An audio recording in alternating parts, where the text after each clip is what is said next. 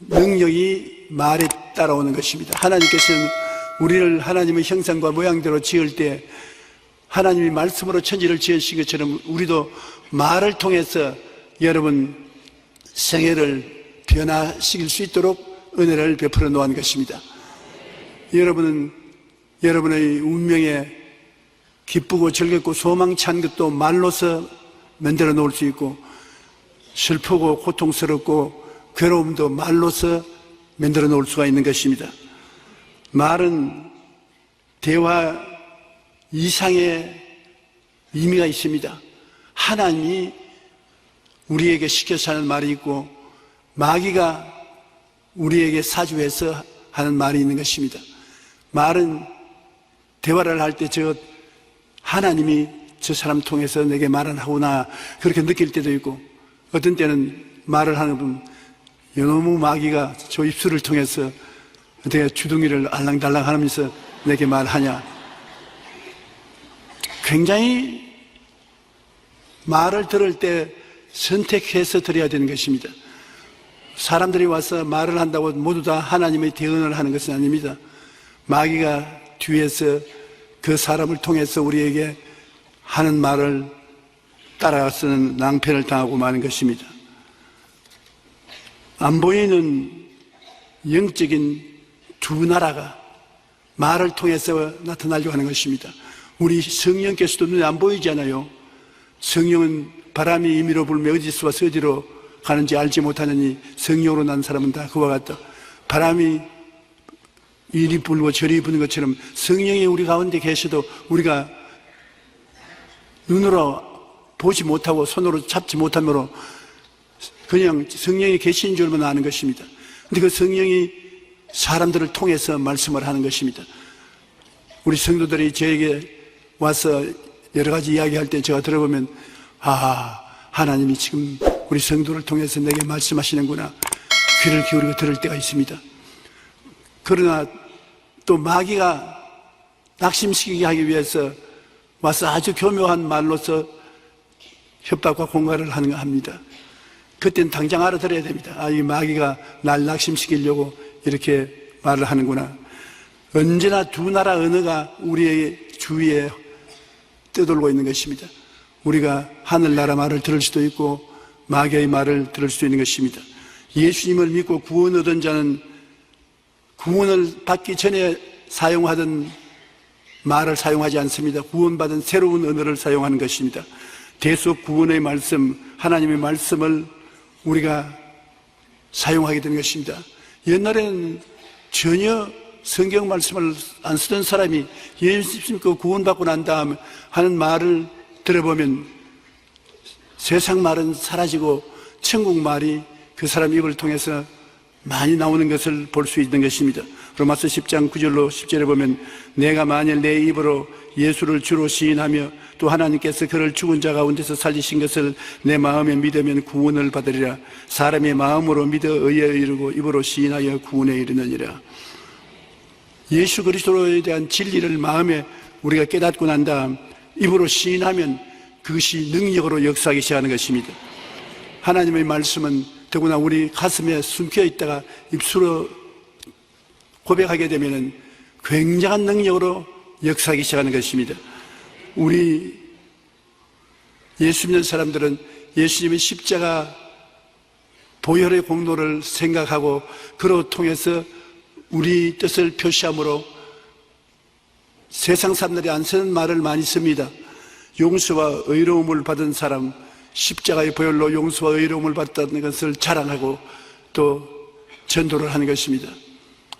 그런데 참 전도하는 것이 쉽지 않습니다. 저도 평신 돌 때 목사님이 나가서 전도하라 해서 전도지 이만큼 들고 기계 나와서 나눠주면서 하는데, 나중에 전도를 마치고 교회 다 오면은 기도하는데 얼마나 고함을 치고 기도하는지 몰라요. 왜 그러냐면 전도할 때 핍박을 받아가지고서 흥분이 돼가지고서 마음에 굉장히 상처도 있고 겁도 나고 흥분이 돼가지고서 고함 치고 기도를 하고 그러고 난 다음에야 마음이 좀 가라앉는 것입니다. 전도라는 것도 무조건 하고 지나가는 사람 붙잡고 난 다음 예수를 믿으라고 전도지 주고 그러다가 핍박을 많이 받습니다. 왜 안 받겠다 하는데 자꾸 주느냐고. 주어서 읽어보세요. 너나 읽어라. 좀처럼 받아서 읽는 사람이 없습니다. 그러므로 자기와 연관이 있는 사람, 미리 그 사람을 위해서 기도하고 준비를 하고 있다가 전도하는 것이 비로소 효과가 있는 것입니다.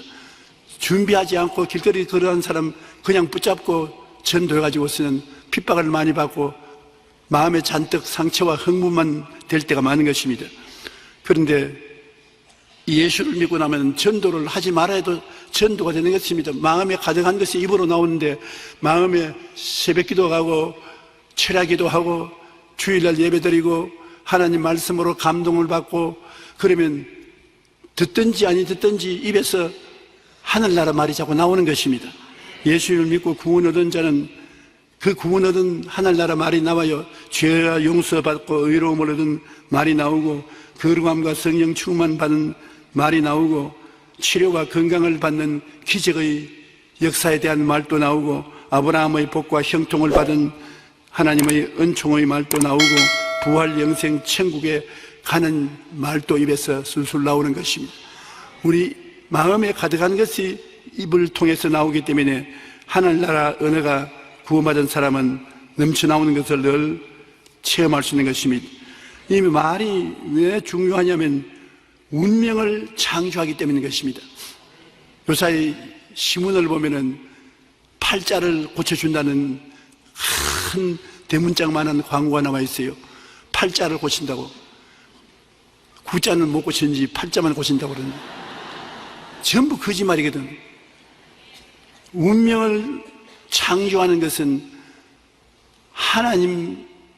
하나님에게로부터 오는데 하나님이 그 운명을 창조하는 능력을 여러분 각자에게 주셨습니다. 하나님이 천지와 만물을 지으시고 생사화복을 주하신 분 아니라 여러분에게도 하나님께서는 운명을 좌우하는 능력을 주신 것입니다. 그것이 우리의 입술의 말로서 이루어지는 것입니다. 야고보서 3장 2절로 4절에 우리가 다 실수가 많으니 만일 말에 실수가 없는 자라면 곧 온전한 사람이라 능히 온 몸도 굴레 씌우리라.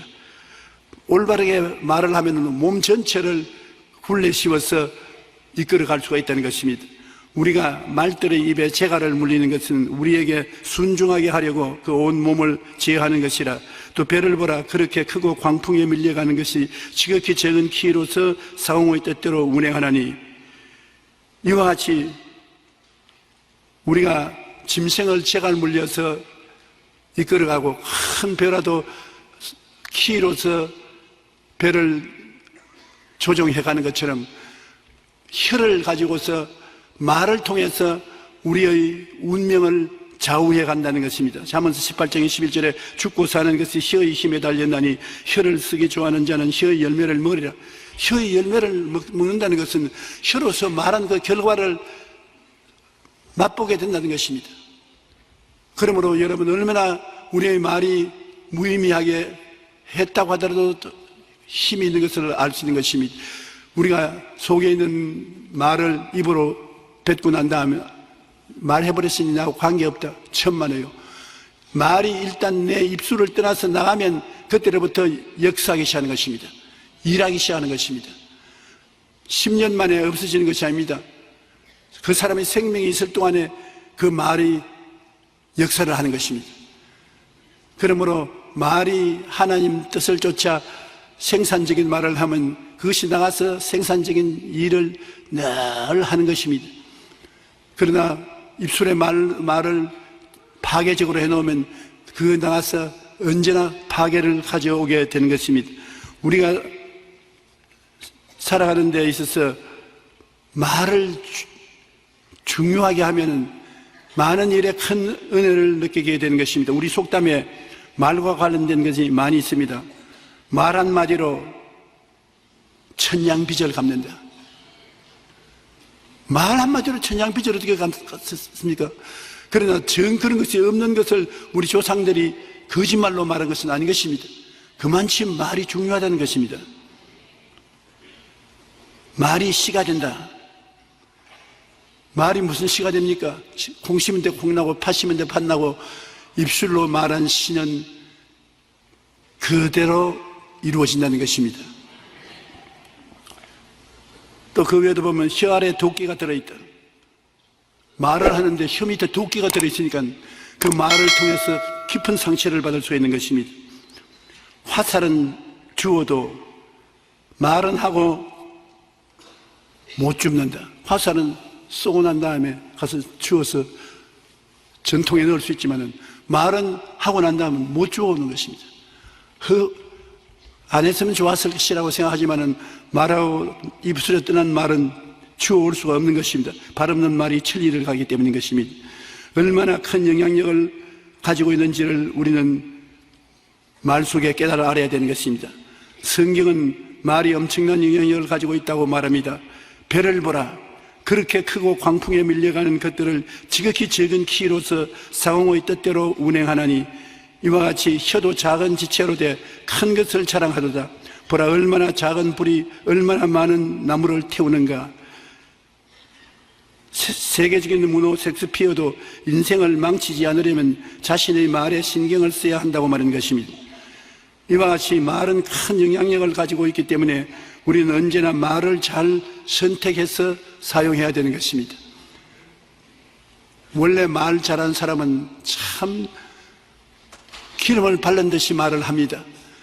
그러나 말을 잘하고 말을 많이 하는 사람은 실수가 많아서 그 말로 말미암아 나중에 상처를 입을 때가 많습니다. 저같이 말이 둔한 사람은 말을 많이 안 하기 때문에 상처를 많이 안 입는다고 저는 생각을 하는데 그러기 참말인지 거짓말인지 모르겠습니다. 타락한 인류는 마귀의 손에 잡혀서 살기 때문에 말 자체가 마귀의 나타남을 유도하는 말을 많이 씁니다. 안 믿는 사람 말하는 것은 마귀가 따라서 올 수 있는 길을 열어주는 것입니다.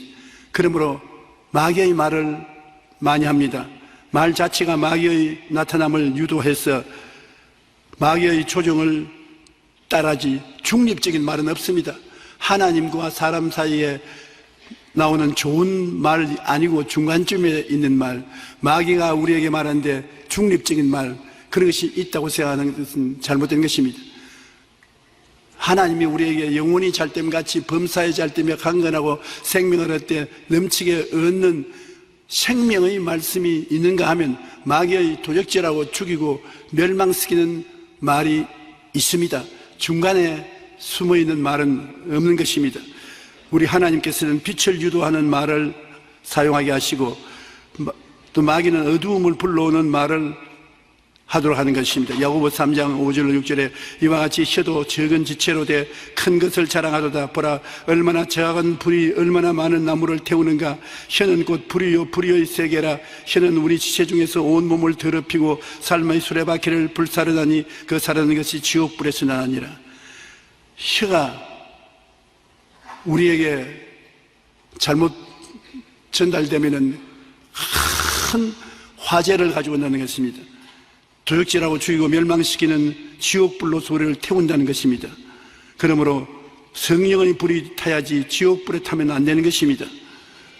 우리는 그렇기 때문에 우리의 삶에 혀를 조심해야 된다. 그거 언제인지 생각하고 있어야 되는 것입니다. 혀를 마음대로 내버려 놓고 나가는 대로 하라면 혀는 생명보다도 마귀를 이끌고 와서 우리 도적질하고 죽이고 멸망시키는 일을 하는 것을 우리가 종종 체험할 수 있는 것입니다. 우리가 이 세상에 살면서 혀를 하나님께서는 씨 뿌리는 원리로 우리에게 설명한 때도 있습니다. 무엇이든지 씨는 심는 그대로 거두지 않습니까? 갈라디아서 6장 7절에서 서로 속이지 말라. 하나님은 업신여김을 받지 아니하나니 사람이 무엇으로 심든지 그대로 거두리라. 씨를 심어놓고 난 다음에 그대로 내버려 놓으면 안 나오지 싶어도 혹시는 납니다. 우리 어릴 때는 고구마를 심는데 고구마 줄기를 잘라가지고서 줄을 만들어서 고구마를 심어 놓습니다. 그때가 되면 우리 형제들이 다 아버님께 가서 아버님 나도 한 고랑 주십시오, 좀 주십시오. 그러면 기쁘게 주셔요. 고구마를 줄을 잘라가지고서 심습니다. 여러분, 고구마는 시골에 산자는 사람은 모르는지 몰라도 잡수시는 동근 고구마 그걸 심지 않습니다. 거기에서 나온 줄기를 잘라서 심어 놓고 그 줄기에서 고구마가 생겨나는 것입니다. 그런데 저는 우리 형제들 가운데 제일 많이 아버지께로부터 받아서 심지만은 추수할 때는 내 고구마가 제일 적습니다. 왜 그러냐? 매일같이 고구마에 물을 주면서 뽑아봤기 때문입니다. 얼마나 고구마가 자랐나 또 와보고 또 심고 또 3분지 2는 죽고 3분지 1만 사는 것인데, 우리 형제 중에서 제일 게으른 사람, 물도 잘 안 주고 말라 죽게 내버려 놓은 게으른 사람의 고구마줄은 뿌리가 나와서 열매를 맺는 것을 제가 보았었습니다. 그런데 무엇을 심든지 결과는 그 심은 대로 거두는 것입니다. 하나님을 자기 법칙을 무시하지 않습니다. 콩을 심었는데 팥이 나게 하지 않습니다. 사랑을 심어놓고 미움이 나도록 하지 않습니다. 축복을 심어놓고 화가 나오도록 하지 않습니다. 하나님은 꼭 심은 대로 거두는 것입니다. 우리가 하나님께 기도하고 하나님의 은혜를 받아서 기적을 믿고 심어놓으면 하나님은 우리에게 기적을 주시는 것입니다. 말은 마음의 터전에 뿌리는 씨앗인 것입니다. 우리가 하나님과 우리와 기도하도 그렇고 부모와 형제, 내 자신의 이야기를 하는데 우리 마음이 밭입니다. 그 마음의 밭에 우리 입의 말로서 뿌리는 것입니다. 내가 직접 말을 해서 내 가슴에 씨를 뿌리는 것도 있고, 친구들이 내 마음에 씨를 뿌리는 것도 있고, 부모들이 마음에 씨를 뿌려주는 것이 있는데, 세계적인 위인들을 보면 대개 할머니나 어머니가 씨를 뿌린 그 씨가 마음에 뿌리를 내려서 위대한 인물이 되게 만든 케이스가 많습니다. 우리는 누가 심든지 마음속에 씨를 심습니다. 말은 마음 터전에 뿌리는 씨앗인데 이는 마음에 가득한 것을 입으로 말함이라. 선한 사람은 그 쌓은 선에서 선을 내고 악한 사람은 그 쌓은 악에서 악을 내느니라. 내가 너희에게 이르노니 사람이 무슨 무익한 말을 하든지 심판날에 이에 대하여 신문을 받으리니 내 말로 의롭다함을 받고 내 말로 정죄함을 받으리라. 우리 말을 하면 그 말이 우리 마음속에 심어져서 그것이 열매를 맺습니다. 저는 어제도 한 사람에게 신앙 상담을 했는데 굉장히 병이 악화되어서 심장병으로 고생을 하는 분입니다. 언제 심장이 그칠지 모릅니다. 그런 걱정을 많이 하고 어떻게 해야 됩니까? 그래서 제가 하는 말은 심장이 나쁜 것을 자꾸 생각하면 그 생각이 심장을 더 나쁘게 만들고 만다. 그러니까 말로서 씨앗을 심어라. 무슨 씨앗을 심습니까? 예수님이 주신 치료의 말씀을 입으로 자꾸 하면 네가 내 마음에 치료를 심는다. 우리 마음이 밭이다. 나무 밭이 아니고 내 밭은 내 마음인데 내 마음을 바라보고 예수님이 하신 말씀을 심어라. 제가 채찍에 맞음으로 내가 나음을 입었다. 제가 채찍에 맞음으로 내가 나음을 입었다. 그건 다른 사람보다 자기가 듣고 있으니까 내 마음에 자꾸 심으면 그것이 힘을 얻어서 심장을 고친다. 제가 채찍에 맞음으로 너희는 나음을 입었다. 제가 채찍에 맞음으로 너희가 나음을 입었다. 그러니까 괜찮을까요? 괜찮은 게 아니라 하나님이 그렇게 말씀하셨으니까 괜찮을까요? 하는 그것도 심어진다. 괜찮고 말고. 그래서 저하고 앉아서 똑같이 제가 채찍에 맞음으로 너가 나음을 입었나니 합창을 하고 난 다음에 집에 돌아갔는데 하루에 30분씩만 아침 저녁으로 그렇게 자기 마음의 말로서 심으면은 그만한 효과가 나타나게 될 것인 것입니다. 이스라엘의 마사다라는 유적지에 종려나무 씨앗들이 발견되었는데 그 씨앗을 알아보니까 2000년 전의 씨앗이었습니다. 그 27년 전에 씨앗을 화분에 옮겨서 심었더니 6주 후에 하나에서 싹이 나고 잎이 났다는 것입니다. 뉴욕타임스 인터넷판에 난 기사인데 2000년 된 씨앗도 열매를 맺는데 하물며 지금 열흘도 안 된 여러분 입에서 나오는 생신한 말이 씨앗을 안 맺을 테기 있습니까? 꼭 맺습니다.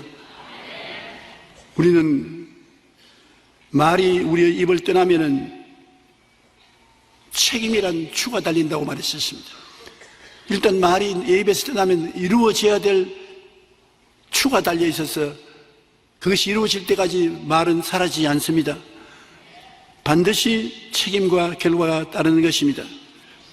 우리는 하루에 5만 분 내지 6만 분 말을 한다는 것입니다. 입에 5만 가지, 6만 가지 일을 하는데 그 말을 이웃 사람 들으라고 하기도 하고 나의 들으라고도 하는데 정말 주의해야 될 것은 이웃이 나의 마음밭에 뿌리는 말씀의 씨를 조심해서 받아들여야 된다는 것입니다. 이웃 사람들이 와서 말하는 것을 마음에 열어놓고 받아들이면 내 마음에 이웃 사람이 말한 씨가 열매를 맺어서 온갖 잘못된 것이 일어나기가 쉽는 것입니다.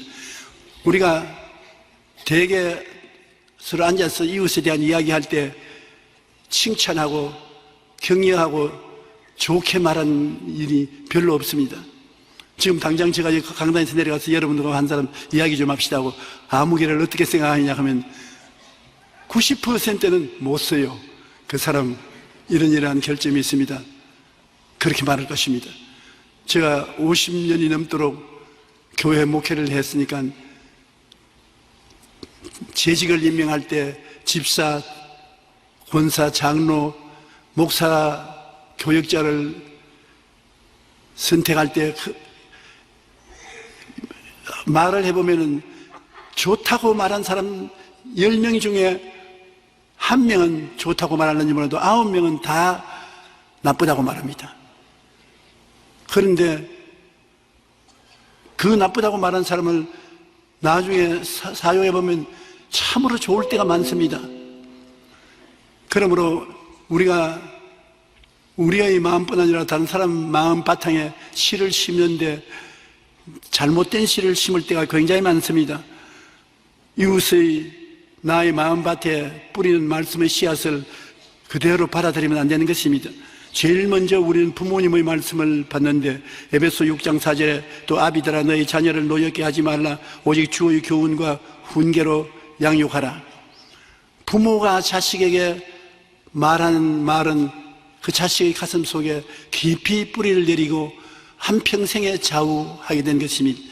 어머니나 아버지가 야 이 나쁜 놈아 너는 도둑질이나 하고 먹고 살아라. 공부를 안 하고 밤낮 인터넷만 들여다보고 앉아서 너 뭘 하겠느냐? 그러면 그 마음속에 뭐가 심어지는 거냐면 도둑질만 하고 먹고 살아라는 게 심어져 가지고서 자기가 자기 보고 말합니다. 나는 도둑질만 하고 먹고 살아야 된다. 나중에 도둑질하고 먹고 사는 것입니다. 아버지가 두 아들을 거느리고 호라비가 사는데 그 아들들 보고 이 세상에는 살아갈 수 있는 꿈이 없다. 꿈이 없는 세상이니까 너희들이 적당히 알아서 살아. 맏아들 보고 너는 뭐가 되겠냐니까 꿈이 없으니까 될 대로 살지요. 둘째 아들은 너는 뭐 하고 있느냐? 나는 꿈을 가지고 살겠습니다. 난 대학 교수가 되겠습니다. 그리고 세월이 흘러가서 처음에 그들을 만나서 이야기했던 사람이 아버지와 두 아들들을 만나봤는데 아버지는 폐인이 되었고 두 아들 중에 목적이 없다고 하는 아들은 공원에 들어서 벤치에서 자고 기차역전에 가서 얻어먹고 살고 세 번째 꿈이 있고 희망이 있다고 하는 아들은 대학 교수가 되어서 훌륭한 삶을 살고 있다는 것입니다.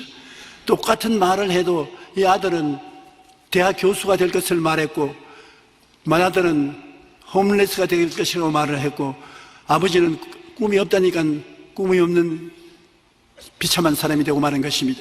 여러분 우리가 가만히 앉아 계시더라도 여러분의 운명과 다른 사람의 운명을 여러분 마음속에서 끊임없이 만들고 있습니다.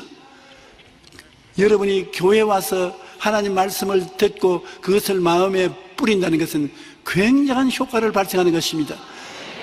가만히 앉아 듣더라도 여러분 생각이 달라지고, 생각이 달라지면서 인생의 꿈을 꾸기 시작하는 것입니다. 그 꿈을 꾸고 믿고, 믿으면 말하게 됩니다. 말하면 그것이 여러분 생활 속에 다 이루어지는 것입니다. 한번 따라 말씀해 주시죠. 꿈꾸고 믿고 말하자. 그렇게 하면 그것이 간단한 것 같지만은 이 세상에 굉장한 역사를 베풀어 주는 것입니다. 여러분의 가슴을 보고 여러분이 직접 이야기하면 여러분 가슴 속에 그것이 심어지는 것입니다. 신명기 6장 7절에 내 자녀에게 부지런히 가르치며 집에 앉았을 때든지 길을 갈 때든지 누워있을 때든지 일어날 때든지 말씀을 강론할 것이라. 부모가 자식에게 끊임없이 말을 하면 어릴 때 그 말이 심어져서 나중에 인생의 열매를 맺게 되는 것입니다. 선생님의 말씀도 굉장한 효과가 있는 것입니다. 우리는 부모님과 선생이 우리에게 뿌리는 씨앗도 마음속에 받아들여 자라게 하고, 환경에 뿌리는 잡초의 씨앗도 많이 받아들입니다. 길거리에 걸어가면서 환경에 마음대로 뿌리는 씨앗을 받아들여서 운명을 그르치는 일이 많습니다. 야고보서 3장 8절로 12절에 혀는 능히 길들일 사람이 없으나니 쉬지 아니하는 악이요 죽이는 독이 가득한 것이라. 이것으로 우리가 주 아버지를 찬송하고 또 이것으로 하나님의 형상대로 지음받은 사람을 저주하나니 한 입에서 찬송과 저주가 나오는도다. 내 형제들아 이것이 마땅하지 아니하니라. 샘이 한 구멍으로 어찌 단물과 쓴 물을 내겠느냐. 내 형제들아 어찌 무화과나무가 감난 열매를 포도나무가 무화과를 맺겠느냐. 이와 같이 짠 물이 단물을 내지 못하느니라. 한 샘에서 상반되는 물이 나오지 않는 것을 우리 잘 압니다. 단물과 쓴 물이 나오지 않는 것을 알아요. 그와 같이 우리는 우리의 마음속에 여러 가지 씨앗을 심어 놓으면 다 열매를 맺지 못하고 못되고 마는 것입니다. 콩 심은 데 콩 나고 팥 심은 데 팥 나니, 콩은 콩을 심고 팥은 팥을 심고 벼는 벼를 심고 보리는 보리를 심고 잘 간추려서 심어야지 잡초를 심어 놓고 좋은 씨앗이 맺어질 것이라고 생각하면 안 되는 것입니다. 그렇기 때문에 우리는 우리 기르는 자녀들의 가슴 속에 온갖 잡초를 심지 말고 한 가지, 한 두 가지만 심더라도 집중적으로 심어야 되는 것입니다. 예수님께서 마리아와 마르다와 나사로의 있는 집에 대접을 받으러 갔는데, 마르다는 부엌에서 열심히 음식을 준비한다고 땀을 펄펄 흘리면서 애를 쓰는데, 마리아는 예수님 발 앞에 앉아서 예수님만 쳐다보고 말씀을 듣고 있는 것입니다. 마르다가 화가 났습니다. 확 일어나가지고서 부엌에서 방문을 확 열어제끼면서 주님 보고, 주님 이게 뭡니까? 나는 부엌에서 음식 준비한다고 죽을 고생을 하는데 이 마리아는 앉아서 말씀만 배우고 있으니 어떻게 이럴 수 있습니까? 마리아를 명령해서 언니를 도와서 음식 좀 만들게 만들어 주십시오. 그러니까 예수님께서 마르다야 마르다야, 네가 많은 일로 고생하나 한두 가지만 하든지 한 가지만 하라. 마리아는 좋은 편을 택했으니 뺏기지 아니하리라. 우리 주님께서도 여러분 일 많이 벌려놓으면 안 된다는 것입니다. 일을 한두 가지만 하든지 한 가지만 열심히 하라. 그것이 성공을 가져오는 비결이 된다고 했는데, 오늘날 아주 머리가 좋고 총명한 사람이라도 너무 많은 일을 벌려놓으면 그 일에 잡혀서 실패하고 마는 것입니다. 한두 가지만 하든지 한 가지만 하라. 그러면 하나님이 축복해 줄 수가 있는 것입니다. 잠언서 15장 4절에 온순한 혀는 곧 생명나무이지만 패역한 혀는 마음을 상하게 하느니라. 온유한 말 마음에 심는 사람은 생명이 넘쳐나고, 패역한 말을 심어놓으면 상하게 된다는 것입니다. 선한 말은 꿀송이 같아서 마음에 달고 뼈에 양약이 된다. 마음에 좋은 말은 뼈에 양약이 된다고 말하는 것입니다. 우리가 예수 그리스도의 말씀을 읽어서 마음에 가득하게 채우면 이 말씀이 우리에게 양약이 되고 지혜가 되고 총명이 되고 모략이 되고 재능이 되고 결국에 이 말씀이 여러분과 나를 크게 행복하고 성공적인 인생을 살도록 만들어주는 것입니다.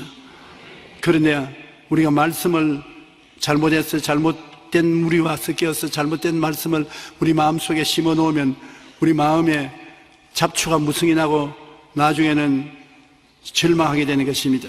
미국의 가정사역자인 캐롤 레드는 자녀를 크리스천 리더로 키우는 7가지 원리라는 책에서 격려의 힘이 매우 크다고 말하는 것입니다. 그녀가 제시하는 격려의 방법은 우리가 바로 적용해 볼 수 있는 것인데 메모지나 카드에 칭찬 한두 문장을 적어서 아이들의 벽에 위에 도시락 안에 신발 속에 방문에 이불 속에 교과서나 성경 갈피에 적어 넣어준다는 것입니다. 그냥 적어주는 것보다도 조그마한 카드에다가 나는 너를 사랑한다. 너 아버지도 너를 사랑한다. 우리는 네가 훌륭한 사람이 될 줄 믿는다. 너 요사이 공부를 열심히 하니까 참 너희 앞날이 희망이 있다. 이렇게 간단한 말을 적어주면 책을 펴다가 보고 그것이 깊은 마음의 인상을 남긴다는 것입니다. 우리가 칭찬과 격려의 말로서 자녀의 마음밭에 좋은 씨앗을 뿌리면 점점 자라서 마침내 좋은 열매를 거두게 되는 것입니다. 여러분께서 자녀를 기를 때 한 자녀 3사람쯤 기르면은 한 짐을 짊어진 것과 같을 것입니다. 그 3사람들 자녀들을 다 격려해서 훌륭한 자녀가 되기 위해서 여러분은 열심히 애를 쓰고 힘을 써야 될 것인데 부모가 자녀에게 주는 격려의 말이 제일 효과가 있습니다. 학교에서 공부하는 것보다도 무엇보다도 격려의 말이 아버지가 어머니가 나에게 이런 말을 하더라. 그 말은 마음속에 깊이 남아있고 열매를 맺는 것입니다. 요사이는 자녀들을 많이 안 낳으니까 그런 걱정도 면하고 마는 것인데 우리 한국에는 자녀를 젊은이들이 결혼해서 안 낳으려고 그래요. 일본에는 이제 자녀들을 많이 낳는다고 합니다. 나중에는 일본 사람들에게 자녀 구글하러 가면 안 될 것이니까 여러분들도 자녀들에게 자녀 많이 낳도록 협조를 좀 해주시기 바랍니다. 나는 경기도에서 지사님이 날 보고 어린애기 낳게 하는 총책임자가 되어달라고 부탁을 받았습니다. 왜 내가 책임을 지니까 목사님이 매일같이 설교하는 설교가 텔레비를 통해서 라디오를 통해서 또 강단으로 널리 펴지하니까 제일 젊은이들하고 접촉이 많으므로 좀 그렇게 해줘야지. 우리 말은 안 됐습니다. 시집도 안 갈락하고 애도도 안 올라가니 우리 장차 어떻게 됩니까? 그런데 제가 제일 말을 못했어요. 그리고 내가 부흥회를 열 때도 자녀들 낳고 애들 많이 낳으라는 말 안 할 때 꼭 조지샤가 참석해서 나보고서 아이고 좀 말을 해달라고 했는데 안 해주네 그랬는데 실상은 우리 한국이 지금 젊은이들이 없어지고 전부 우리들같이 늙은 사람만 생겨나면 우리나라가 큰일이 될 것입니다. 여러분, 우리는 젊은이들을 많이 생산해낼 수 있도록 하나님이 축복해 주시기를 바랍니다. 내가 그 자리를 사표를 내었으니까 이제 자연인으로서 돌아와서 여러분에게 격려의 말씀을 드리는 것입니다. 오늘날 다른 사람들이 내게 말을 뿌려주기를 기다리지 말고 내가 나의 마음밭에 씨를 올바르게 뿌리면 얼마나 좋겠습니까? 그러기 긍정적인 말은 남 보고 하는 것이 아니라 나보고 하는 것이 굉장히 중요한 것입니다.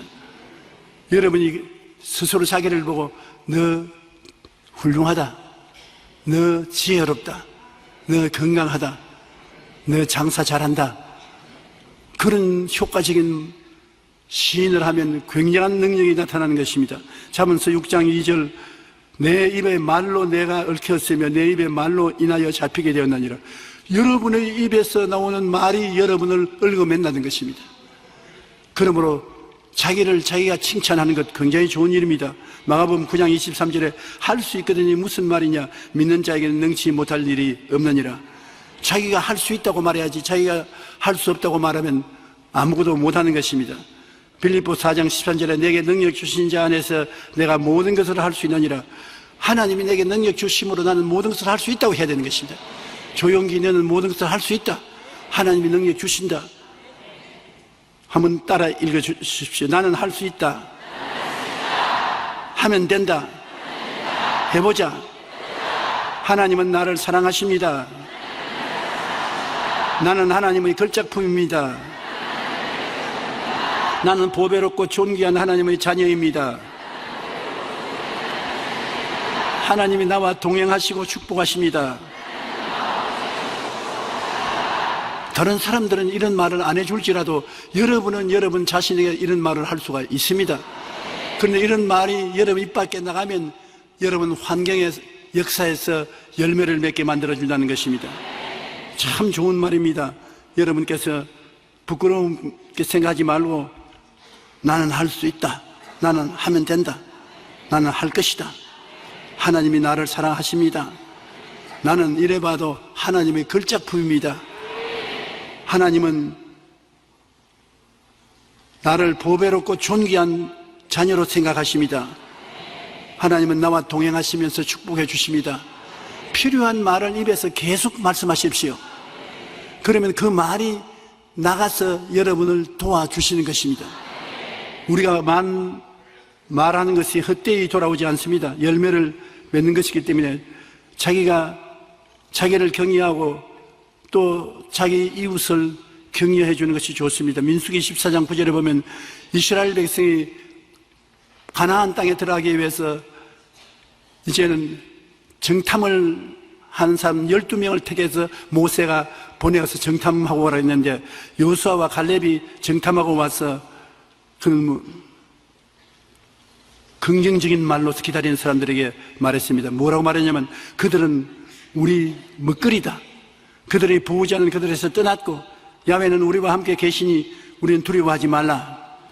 그런데 다른 10사람은 그렇게 말 안 했습니다. 그 사람은 우리보다 강하고 우리는 메뚜기 같고 그 사람들은 성벽은 높고 장대한 사람들이 살고 우리는 전쟁을 하면 진다. 우리 자녀들이 다 포로로 잡힐 것이다. 긍정적인 말도 남고 부정적인 말도 남는 것인데 여러분 하나님께서는 우리의 말을 한 것을 받아서 그것을 이루어지게 하는 것입니다. 한번 우리가 여호수아와 갈렙이 한 말을 다 같이 한번 읽어보십시다. 다만 야훼를 거역하지는 말라. 또 그 땅 백성을 두려워하지 말라. 그들은 우리의 먹이라. 그들의 보호자는 그들에게서 떠났고 야훼는 우리와 함께 하시느니라. 그들을 두려워하지 말라. 이렇게 여호수아와 갈렙이 긍정적으로 시인한 결과로 이 두 사람은 백성들을 데리고 가나안 땅에 들어갈 수 있었던 것입니다. 부정적인 말을 하는 사람은 들어가지 못했습니다. 말을 바꾸면 인생이 바꾸어진다는 것을 잊지 말아야 되는 것입니다. 여러분 인생을 다른 것으로 바꾸려고 애를 쓰지 말고 말로써 여러분 인생을 이 자리에서부터 바꿀 수가 있는 것입니다. 바로 오늘 앉아있는 이 자리에서 집에 돌아가기 전에 인생부터 바꾸고 출발해야 되는 것입니다. 여러분 붙잡고 인도해 줄 인생이 바로 여러분 자신인 것입니다. 그래서 여러분 나는 왜 감기만 들면 기침이 자꾸 나오고 가래가 나오고 왜 빨리 안 나느냐, 내가 이제 늙어서 이제 이 모양이 되었나, 이제 버림받게 되었나, 왜 이러냐, 그렇게 하면 더 나빠지지요. 아, 감기가 들려서 집에 들어누워 있는 사람도 많은데 나는 일어서 걸어 다니게 되고, 다른 사람들은 폐렴이 된 사람도 있는데 나는 건강한 폐를 가지고 있고, 기침이 나와도 사람들이 있는 데서 큰 기침만 하고 장기침만 하니까 좋다고. 좋게 말하면 당장 자기 운명이 달라진단 말이에요. 그러니까 오늘 이 시간에 여러분, 제가 말은 어눌하게 하지만은 참말을 한 것입니다. 오늘 집으로 돌아가기 전에 여러분에 대해서 좋은 말을 하고 칭찬을 해주고 격려를 해주는 여러분 되시기를 주의 이름으로 축원합니다. 그러면 반드시 그 말이 여러분을 훌륭하게 만들어주는 것입니다. 부정적인 말을 하면은 자기가 자기에게 뿌리는 씨가 인생 항로를 결정하는 중요한 요소가 되므로 여러분을 망하게 만드는 것입니다. 민수기 14장 2절로 3절에 이스라엘 자손이 다 모세와 아론을 원망하며 온 회중이 그들에게 이르되 우리가 애굽 땅에서 죽었거나 이 광야에서 죽었으면 좋았을 것을 어찌하여 야훼가 우리를 그 땅으로 인도하여 칼에 쓰러지지 않게 하려는가. 우리 처자가 사로잡히리니 애굽으로 돌아가는 것이 낫겠다. 완전히 부정적인 말을 했습니다. 자기들에 대한 저주의 말을 했습니다. 그러니까 민수기 14장 28절로 29절에 한번 따라 읽어주세요. 그들에게 이르기를 야훼의 말씀에 내 삶을 두고 맹세하노라. 너희 말이 내 귀에 들린 대로 내가 너에게 행하리니 너희 시체가 이 광야에서 엎드러질 것이라.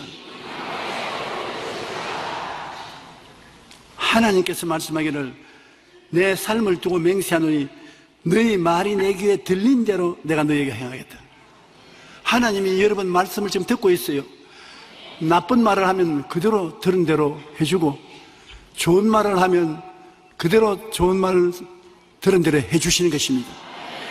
무엇을 마음속에 심어서 입으로 고백하는가에 따라서 하나님이 그대로 이루어 주시는 것입니다. 여러분께서 긍정적인 말을 계속해서 하나님이 도와주게 되시기를 간절히 바랍니다. 시편 34편 12절로 13절에 보면 생명을 사모하고 연수를 사랑하여 복받기를 원하는 사람이 누구뇨? 내 혀를 악에서 금하여 내 입술을 거짓말에서 금할지어다. 이제는 너희가 이 모든 것을 벗어버리라. 곧 분함과 노염과 악의와 비방과 너희 입의 부끄러운 말이라. 너희가 서로 거짓말을 하지 말라. 옛사람과 그 행위를 벗어버리고 새 사람을 입었으니 이는 자기를 창조하신 이의 형상을 따라 지식에까지 새롭게 하심을 입은 자니라. 오늘 이 말씀을 다 우리가 보면은 우리의 입술로서 우리에게 심으는 것이 제일 중요하다는 것입니다.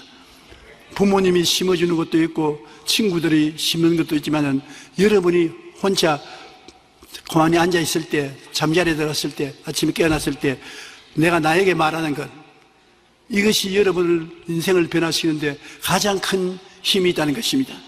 여러분은 여러분을 변화시킬 수 있는 굉장한 비결을 가지고 있는 것입니다. 내 입의 말로 내가 묶였으면 내 입의 말로 내가 사로잡혔다.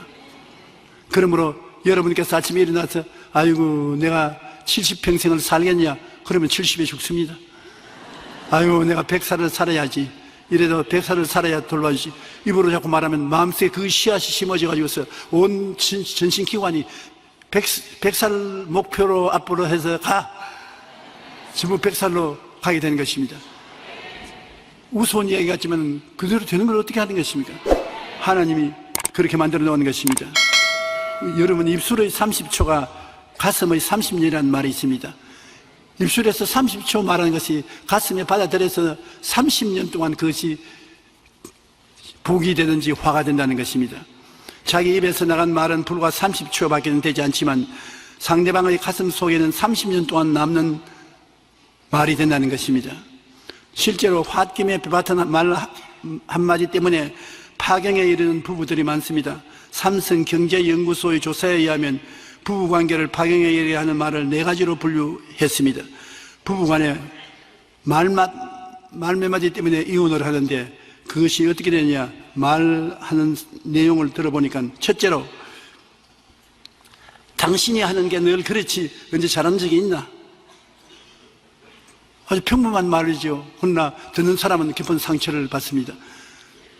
누가 여러분 남편이 와가지고서 당신이 하는 말이 하는 게 늘 그렇지 언제 그런 말하냐? 반찬을 맺는데 장찌개가 맛이 없어요. 김치가 맛이 없고 장찌개가 맛이 없어서 아이고 반찬 좀 잘 만들어야지. 아이고 오늘 맛있는데 맛있기는 뭐가 맛있어? 당신이 하는 게 늘 그렇지 아무 맛도 없다. 그럼 그 다음부터 그것이 말꼬리가 되어서 서로 원망하게 되고 싸움이 나게 되는 것입니다. 비난의 말입니다. 둘째는 너나 잘해. 나도 요번에 그런 말을 누구에게 사용한 적이 있습니다. 우리 집사람에게 사용한 건 아니에요. 갖다 일러 바치지 말아주세요. 내가 여기서 설교한 거 갖다 일러 바치가지고서 혼난 데가 한두 번이 아니에요.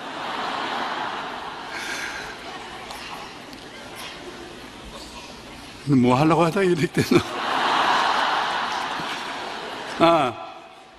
누가 와서 날 보고 자꾸 나비 넥타이를 매라 했다가, 그 다음에는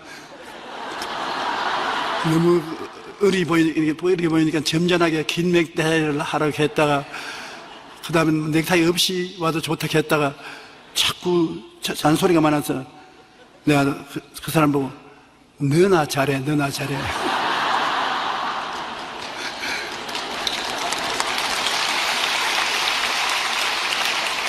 그러니까 나는 목사님 잘 보이라고 내가 했는데 괜히 오해하네. 오해가 아니라 자꾸 나를 비난하니까 내가 그렇지 않느냐. 너나 잘하라는 말 비난 중에 하나가 되는 것입니다. 또 셋째 번에 부부간에 주제 파악이나 잘 해라. 지가 누군지도 모르고서 주제 파악도 못하면서 저런 소리 하냐. 그것도 들으면 크게 상심이 나는 것입니다. 그리고 네 번째 상실을 입히는 것은 아예 말 대꾸를 안 하는 것입니다. 무슨 말을 해도 들은 채만 치죠. 너는 네 말대로 해라. 난 내 말대로 한다. 그러므로 우리가 조금만 조심하면은 이혼하지 않을 것도 말을 잘못해서 이혼하게 된다는 것입니다. 가장 가까운 부부간에도 어떤 말의 씨앗을 뿌리느냐에 따라서 사랑하는 관계를 유지할 수도 있고 원수 관계가 될 수도 있다는 것입니다. 그러므로 말이 씨가 되어서 우리에게 생명을 좌우하게 된다는 것입니다. 지역장, 구역장님 영혼들을 많이 구원하거든 먼저 그것을 가슴 속에서 보고 그 다음에는 바깥에서 거두어드리는 것입니다. 여러분, 우리가 인생을 사는데 현재 일어나는 일들은 과거에 내 가슴 속에서 일어났던 것이 지금 옷 입고 나오는 것입니다. 지금 여러분 가슴 속에서 바라는 것이 뭡니까? 가슴 속에서 기대하는 것을 그림으로 그리십시오. 그냥 하지 말고 그림을 깨끗이 그려보십시오. 마음의 기대를 그림으로 보시고 그것을 믿으십시오. 그리고 입술로 흥얼거리고 노래하듯이 흥얼거리고 다니면 그것이 나가서 내일을 만들어 놓는 것입니다. 여러분, 결코 내일 오늘과 같이 살지 않을 것입니다. 오늘보다 더 나아진 삶을 살 것인데 그것이 어디에서 있느냐? 여러분 가슴 속에 지금 들어앉아 있습니다. 씨가 되어서 지금 자라고 있는 것입니다. 그러므로 그것이 내일에 이루어지기 때문에 오늘 내 가슴 속에 무엇을 가지고 있는가, 그것을 등한히 보지 말고 깊이 마음에 뿌리를 내리고 관심을 가지고 보아주시기를 바랍니다. 그러면 여러분 훌륭한 교수도 되고 목사도 되고 세일스맨도 되고 원하는 훌륭한 일을 할 수 있게 될 것인 것입니다. 우리는 항상 긍정적인 말을 하고 소망찬 꿈을 꾸며 할 수 있다는 믿음의 말을 하고 말의 고백이 소망이 넘치도록 고백을 해야 되는 것입니다. 그래서 여러분 모두 영혼이 잘됨 같이 범사에 잘되며 강건하고 생명을 얻되 풍성하게 얻는 삶을 살게 되시기를 주님 이름으로 축원합니다.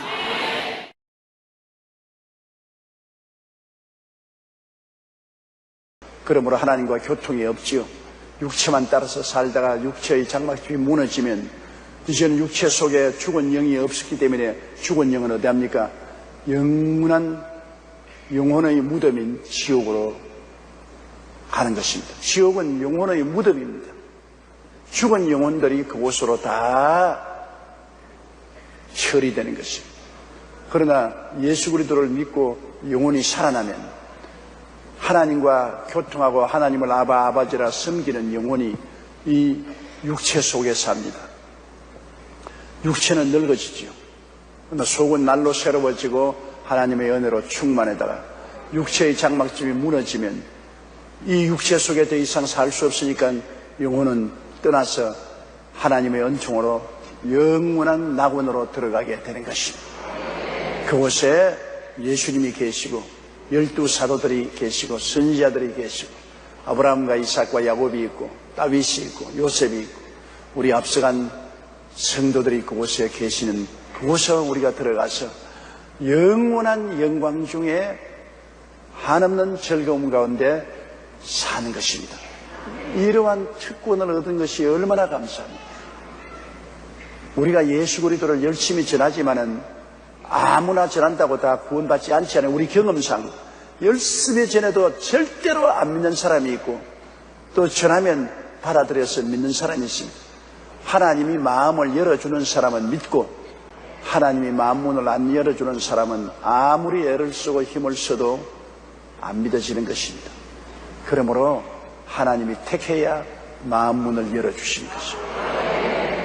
그래서 마음문이 열린 사람은 예수를 구주로 모시고 하나님의 은총을 받아 구원을 얻게 되는 것입니다. 그러므로 이 성경에는 너희는 하나님의 택하신 거룩하고 사랑하신 자처럼 하나님의 택하심을 받으면 우리에게 일어나는 것은 거룩한 역사입니다. 하나님께서 우리를 흑암의 권세에서 건져내서 그 사랑의 아들 나라로 옮겼는데 나라가 달라져요. 영적인 나라가. 옛날에는 흑암의 나라에 사는데 흑암의 나라는 더러운 귀신이 있는 나라입니다. 더러운 나라입니다. 마귀가 있는 나라에 사는 것은 다 더럽습니다. 하나님을 모르는 모든 세계는 다 더러운 것이요. 생각과 말과 행동과 삶 전체가 더러운 마귀의 지배를 받고 있기 때문에 더러운 것입니다. 마귀의 지배를 받아요. 화장실에 들어가면 어느 구석에 가도 냄새가 납니다. 뭐 화장실의 앞자리에 냄새가 덜 나고 뒷자리에 냄새가 더 나는 것도 아닙니다. 화장실에 들어가면 요사이 신식 화장실은 안방보다 더 깨끗하니까 괜찮지요. 옛날에 우리가 시골서 살던 덜 화장실 말입니다. 그냥 파놓고 난 다음 그 나무 2개만 딱 걸쳐놓은 화장실. 아예 매일같이 가면 고개를 해야 돼요. 안 빠지게. 거기에는 냄새가 어느 곳이나 나는 것입니다. 화장실에 가면은 냄새가 나게 돼 있고 꽃밭에 가면은 향기가 나게 돼 있어요. 그거는 환경이 그렇게 다른 것입니다. 믿지 않는 세계는 흑암의 권세가 지배하는 세계이기 때문에 마귀와 귀신은 더러운 마귀, 더러운 귀신입니다. 그 자체가. 그렇기 때문에 모든 것이 더럽습니다. 그러나 거기에서 하나님의 아들 나라는 거룩하고 깨끗한 나라입니다. 하나님의 아들 나라로 옮겨오면 모든 것이 거룩하고 깨끗한 것입니다. 나라가 그렇게 다른 것입니다. 더러운 나라, 깨끗한 나라, 추한 나라, 거룩한 나라. 그러므로 우리가 택함을 받아서 주님의 나라에 들어오면 예수 그리스도의 십자가 보혈로 씻음받고 성령의 임하심으로 거룩하고 깨끗하게 되는 것입니다. 그러한 큰 하늘나라의 힘에 붙잡히는 것입니다. 힘에 붙잡혀요. 뉴올리언스에 홍수가 밀어닥치니까 별 도리 없이 부자나 가난한 사람이나 교육받은 사람이나 교육 못 받은 사람이나 백인이나 흑인이나 할 것 없이 홍수에 다 엄물렸습니다. 별 도리가 없어 차별이 없습니다.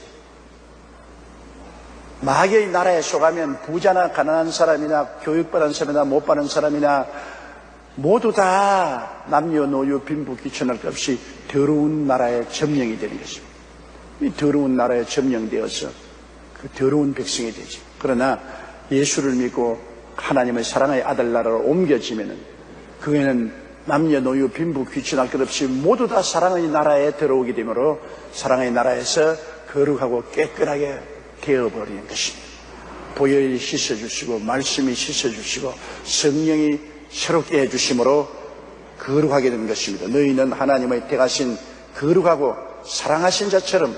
그리고 하늘나라의 주 흐름은 사랑입니다. 흑암의 나라의 주 흐름은 미움입니다.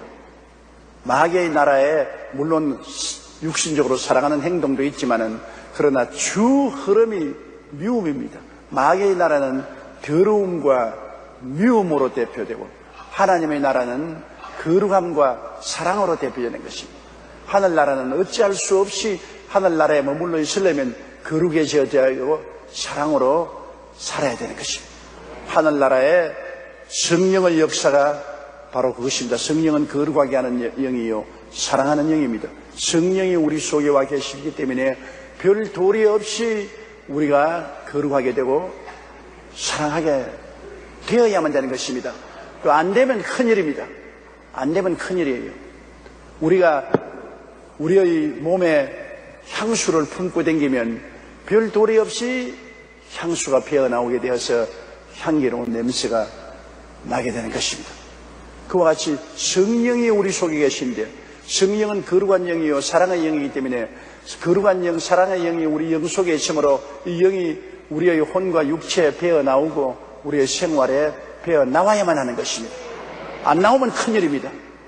안 나오면 문제가 있습니다. 확실히 예수를 믿고 거듭났는지 안 맞는지 점검해 봐야 되는 것입니다. 왜? 가짜 성도들이 많으니까요. 실제로 예수를 구주로 안 믿었으면서 종교적으로, 의식적으로, 형식적으로 믿는 체 않은 사람들은 예수 그리스도의 간판은 섰지만은 실제 속에는 흑암의 권세가 들어있습니다. 악령이 들어있어서 더럽고 미움의 영이 들어있습니다. 더러움과 미움이 있어서 항상 더러운 대로 이끌려 나가고 시기, 분노, 질투 이런 것이 있습니다. 그러므로 세상이 항상 여러분 그렇지 않습니까? 더러움이 세상의 주류가 되고 늘 분쟁과 미움이 주류가 되는 것은 더러운 영, 미움의 영이 점령하고 있다. 그러나 그리스도 안에서는 예수를 구주로 모시면 거룩한 영, 사랑의 영, 성령의 마음을 점령하기 때문에 세월이 흘러갈수록 그 영의 점령을 더 깊이 받아서 거룩하게 되고 사랑하게 되는 것입니다. 이게 확 달라져. 이러므로 정말로 진짜 예수 믿는 사람이 안 믿는 사람을 구별하려면 거룩하고 사랑이 있느냐, 더럽고 미움이 있느냐, 이것으로 결정되는 것입니다. 생각이 더럽고 말이 더럽고 행동이 더럽고 환경이 더러운 것을 좋아하고 그리고 늘 시기, 분노, 질투, 미움을 가지면 마귀의 영이 되는 것입니다. 아무리 예수 믿어 해도 소용없어요. 내용이 그것입니다. 그러나 예수 믿는 표를 안 내어도 그 사람 내용이 거룩하고 사랑이 넘치면 보면 틀림없이 예수 믿고 성령이 같이 계신 분인 것입니다. 내용이 중요합니다. 그 허울이 중요합니다. 깍대기로는 이 교회 얼마인지 와서 앉아있어요. 깍대기로서는 예수 믿는 지 얼마인지 할 수 있어요. 내용이 중요한 것입니다. 여러분 속에 세상의 영인 악령이 들어와 있느냐, 하늘나라의 영인 성령이 들어와 있느냐, 그 영적인 퀄리티가 다릅니다. 질이 다릅니다. 악령이 들어와 있느냐, 성령이 들어와 있느냐. 종교가 아닙니다. 수양과 도덕이 아닙니다. 철학이 아닙니다. 속에 들어있는 영입니다. 영이 중요한 것입니다. 세상의 영이 들어와 있으면 세상 따라가죠. 더럽고 미움으로. 성령이 들어왔으면 성령 따라가죠. 거룩한 사랑으로. 이렇기 때문에 우리의 싸움도 영적인 싸움이라고 하지 않습니까? 영의 싸움이거든. 이 세상의 영, 더러운 영, 미움의 영이 와서 우리를 자꾸 도전하고 우리를 세상으로 끌고 가려고 하죠. 그러나 거룩한 영, 사랑의 영은 우리를 자꾸 그리스도 안에서 거룩하고 사랑의 세계로 끌고 가죠. 영적인 전쟁이 우리의 속에 끊임없이 일어나고 있는 것입니다. 이러므로 너희는 하나님의 택하신 거룩하고 사랑하신 자처럼 그렇게 사는데 이제 우리의 그런 열매가 뭡니까? 거룩하고 사랑의 영이 우리 속에 들어와 있으면 우리는 긍휼과 자비와 겸손과 온유와 오래 참음을 옷 입고 살게 된다. 그러한 삶을 살게 된다. 하나님의 성령이 거룩하고 사랑으로 임하여 있으면 긍휼과 자비가 있다. 긍휼과 자비란 거의 같은 말입니다. 불쌍히 여기는 마음입니다. 불쌍히 여기는 마음. 용서하고 불쌍히 여기는 마음이 긍휼과 자비의 마음입니다. 이 부모가 자식을 대하는 마음은 항상 긍휼과 자비의 마음인 것입니다. 자식이 어릴 때만 긍휼하고 자비롭게 생각하는 게 아니라 자식이 30대, 50대, 60대가 되어도 부모님은 자식을 보면 항상 불쌍한 마음이 생깁니다. 긍휼과 자비로운 마음이 생기라는 것이죠. 어찌할 도리가 없이 부모는 그러한 마음으로 잡혀져 있습니다. 마음이 그렇게 돼 있어요. 그 지어 먹어서 되는 것도 아니고 그렇게 가르쳤으니까 당신 부모가 되려면 자식을 불쌍히 여기는 마음을 가져야 된다. 긍휼과 자비심을 가져야 된다. 배워라. 시험 쳐라. 외워라. 그건 머릿속에 시험 치고 외울 따름이지. 마음에 그 본질이 있어야 되는 것입니다. 본질은 부모가 되어보면 별 도리 없이 자식을 긍휼히 여기고 불쌍히 여기게 되는 것입니다. 여러분, 부모가 그렇지요. 자식이 미웃고 못되게 해주고 싶고 죽이고 싶은 부모가 어디 있어요? 부모는 항상 자식을 불쌍히 여깁니다. 나는 우리 어머님에게 늘 느껴요. 우리 어머니 93살인데 나보고 와서 심장 나쁘냐? 내 심장 떼줄게. 그 어머니가 실제로 심장을 떼줄 수 있는 건 아니지만 나를 향한 긍휼한 마음입니다. 일흔이 된 자식을 보고 90 넘은 어머니가 심장을 떼주겠는데 그 낡은 심장 얻어봤자 소용도 없어요. 그래도 그 말 속에는 긍휼이 담겨 있습니다. 긍휼과 자비가 담겨 있어요. 저만 보면 그래요. 아이고, 밥 먹냐? 아이고, 뭐 안 먹어서 내가 걱정이다. 너 좀 먹어야 되는데. 그러면 우리 여동생이 어머니 뒤에 있다가 눈을 깜짝하면서 어머니 노래처럼 한다, 그 말인 것입니다. 그 어머니가 내 밥 먹는 것도 보지도 아니하시고서 먹는지 안 먹는지도 잘 몰라요. 그럼에도 불구하고 늘 아이고, 너 밥 잘 먹냐? 아이고, 안 먹지. 못 먹는 것 같은데 어쩐지 밥 먹어라 뭐 해주고. 그 왜냐? 긍휼과 자비 때문에 그런 것입니다. 부모의 마음속에는 자식에 대한 긍휼과 자비가 늘 마음속에 있어요. 자식은 부모에 대해서 긍휼과 자비가 없습니다. 자식은 부모를 보면 그저 의무적인 사랑을 하죠. 아유, 우리 부모님 건 사랑이